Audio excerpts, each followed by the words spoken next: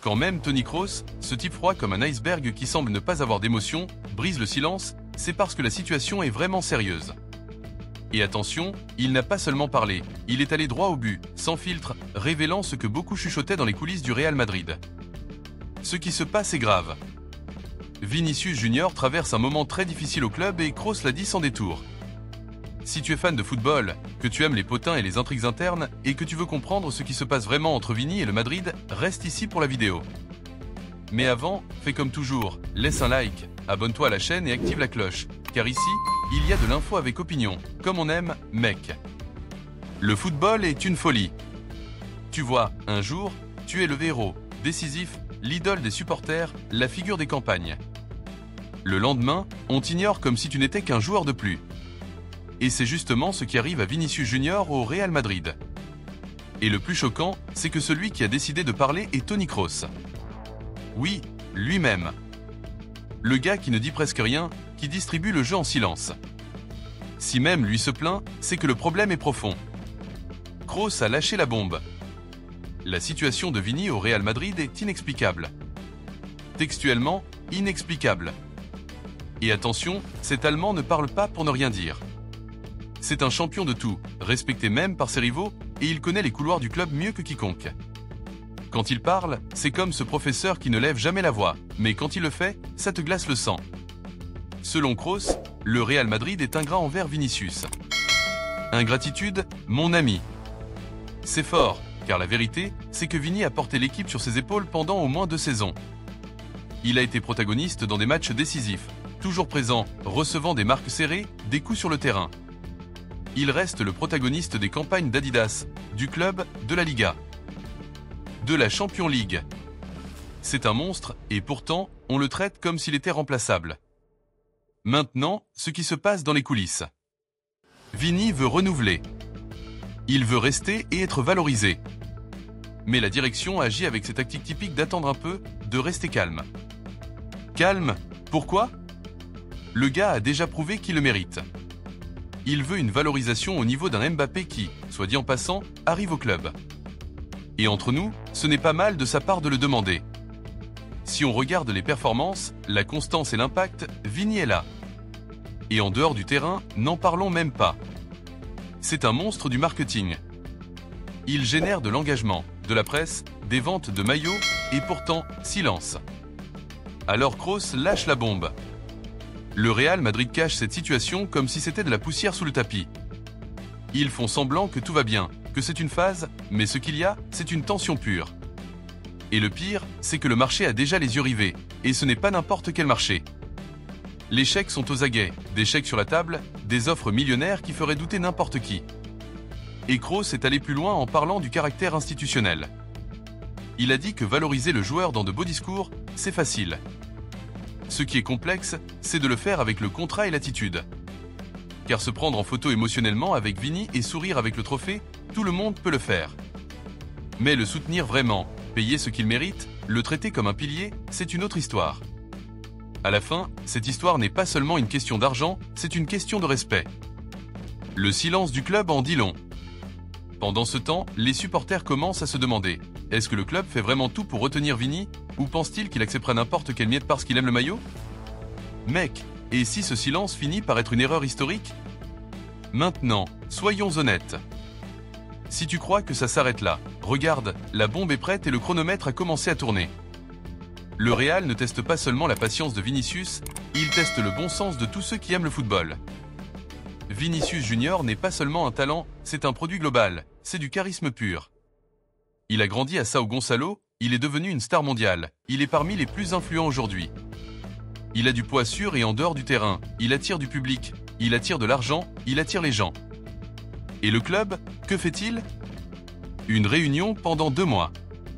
Pendant ce temps, les Arabes attendent en silence avec le téléphone prêt et le chèque signé.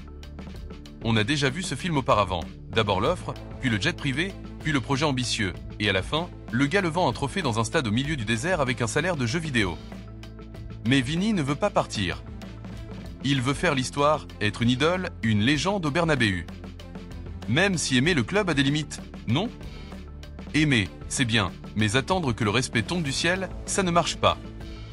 le joueur a besoin de se sentir prioritaire. Et dans le cas de Vini, cela aurait dû être clair depuis l'année dernière. Et voici ce qu'il y a de plus dévastateur dans les propos de Kroos. Note cette phrase. Ignorer ce que Vinicius a fait, c'est choisir le chemin de l'ingratitude. Mon ami, ces mots font frissonner. Ce n'est pas seulement une plainte, c'est un avertissement. C'est le message que l'on envoie quand on voit que le train est hors des rails et que personne ne freine. Et le pire, c'est que cela s'est déjà produit avec Cristiano Ronaldo. Ils ont tergiversé, il est parti, et pouf, ce n'a jamais été pareil. Il est clair que Vini veut rester, mais cela ne durera pas éternellement. Le football change en un instant. Aujourd'hui, il aime le club. Demain, il peut se sentir trahi. C'est comme dans une relation. Tu aimes quelqu'un, mais s'il commence à te traiter avec froideur. S'il commence à jouer, il arrive un moment où tu dois sauter. C'est là que réside le danger. Perdre Vinicius aujourd'hui serait une tragédie pour le club à tous points de vue. Technique, financier, médiatique, émotionnel. Et le plus fou, c'est que cela devient déjà un sujet de couloir. On raconte que Florentino Pérez devra intervenir personnellement. Pas de directeur, pas de conseiller, ni de manager. Ce sera le président directement qui devra appeler Vini pour une discussion face à face. Frère, cela se résout maintenant. Car si tout dépend de la bureaucratie, des formulaires ou des réunions éternelles, nous sommes cuits. Le temps presse.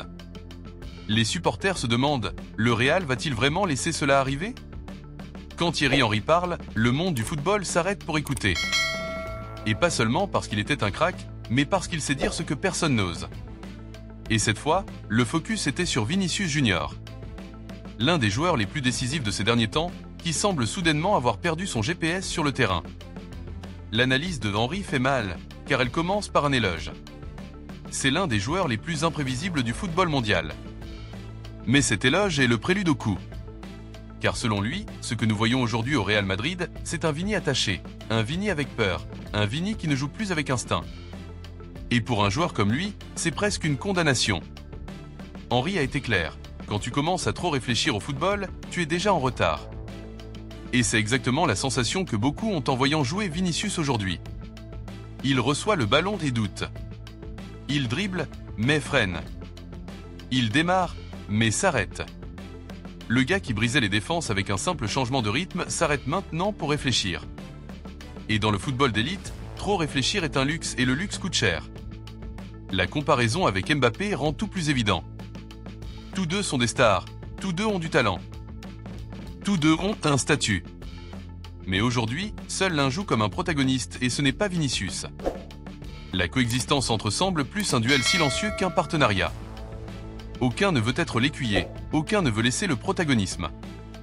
Avec Benzema, c'était différent. Henry l'a résumé avec une phrase. C'était un partenariat.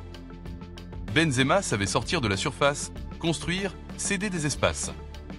Il faisait tourner l'équipe autour de Vini.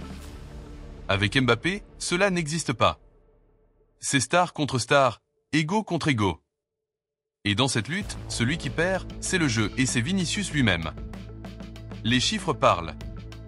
Le joueur qui avait besoin de moins de 90 minutes pour participer à un but a maintenant besoin de plus de 200. C'est un signe clair. L'impact a disparu. Et quand l'impact s'en va, l'équipe le ressent, l'entraîneur le ressent, les supporters le ressentent et bien sûr, lui-même le ressent. Et voici la critique la plus dure de Henry. Il ne joue plus avec cette bonne rage. Cette phrase résume tout. Vinicius a toujours été feu, attitude. Ce type qui ne voulait pas seulement gagner, mais humilier, briser les lignes, soulever le stade. Maintenant, il semble vouloir plaire. Il joue pour ne pas se tromper. Et celui qui joue pour ne pas se tromper se trompe tout le temps. Le club a déjà tout essayé avec Vinicius. Le mettre à droite, le reculer, faire de la place à Mbappé. Rien n'a fonctionné. Et tu sais pourquoi ? Parce que ce n'est pas seulement tactique. C'est mental, c'est émotionnel. C'est une crise silencieuse.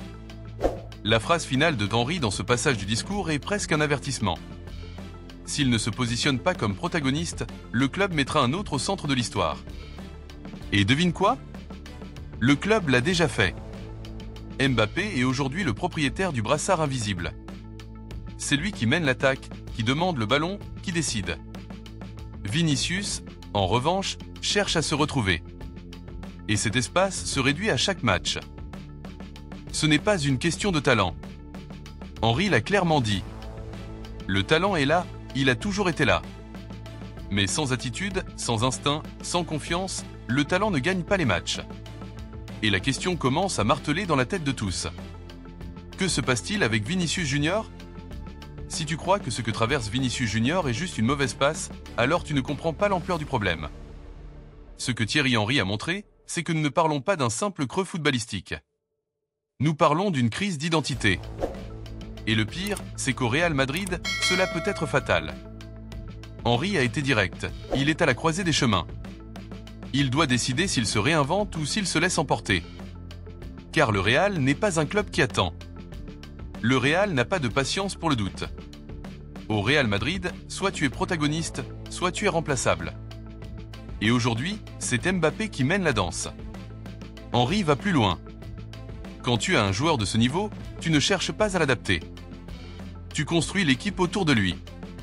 Mais plus personne ne construit rien autour de Vinicius. Et tu sais pourquoi ? Parce que Vini lui-même ne se positionne plus comme le leader de l'équipe. On le voit mal à l'aise, déconnecté, comme s'il ne savait plus quel est son rôle. Xavi Alonso a déjà tout essayé. Changer de côté, le reculer, lui donner de la liberté. Mais rien de tout cela n'importe si le joueur n'a plus ce feu intérieur, cette faim d'être le meilleur sur le terrain. Et c'est ce que Henry répète sans cesse. Vini a besoin de jouer avec passion. Cela semble simple, mais ça ne l'est pas.